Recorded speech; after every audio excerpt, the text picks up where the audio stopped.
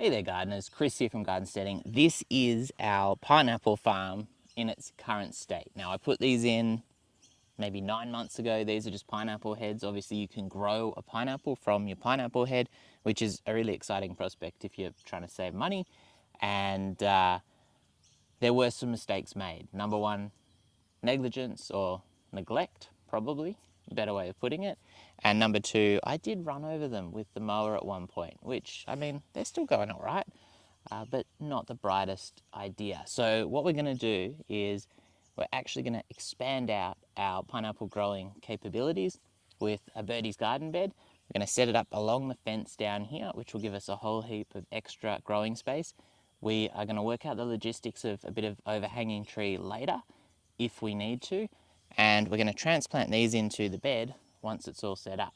So for the moment, I'm going to dig these out and they are going to be just put aside until we can put them in the new bed, and I'll show you this amazing idea I had with this garden bed. Now I knew that I wanted a pretty big bed to run down the fence here, and I bought the large small. I think it's the large small. No, it is the large short garden bed. So this is the 5-in-1 kit that you can buy at Bunnings, and when I got it home it can go to almost 3 meters, so it can go to 2.88 meters. However, it's only 45 centimeters or about half a meter wide, and I kind of went, oh, that's a little bit too narrow.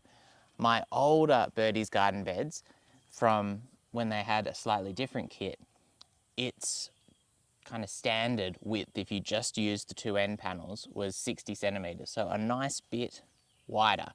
And so as a result, I kind of went, oh damn, that's not really what I want.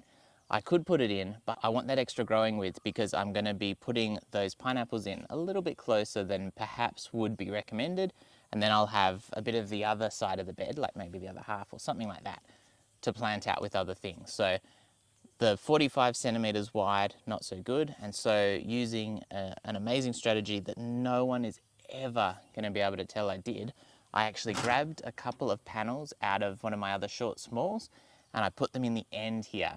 And what I was really impressed by is that the standard inclusions of those cross beams actually work pretty much perfectly in this. So I've still got a good kind of support system through the middle of the bed to stop it from bowing out, because it is real long at 3 meters. And I was able to get my extra width. And as it turned out, I didn't need those panels in that short small, which was actually filling a gap between my other Birdies Garden Beds. So overall, it turned out really, really well. But I'll show you what I've done and you can tell me whether you can really even tell that I've done it. So, can you even tell where I've added an additional panel? Probably not. Should I have matched the colors on those panels? Perhaps. I think probably the problem was that where I'm joining a bed back up by putting the little Birdies Garden Beds between my bigger Birdies Garden Beds so that I can just run irrigation all the way along, they're all that nice light colour, which is my preference.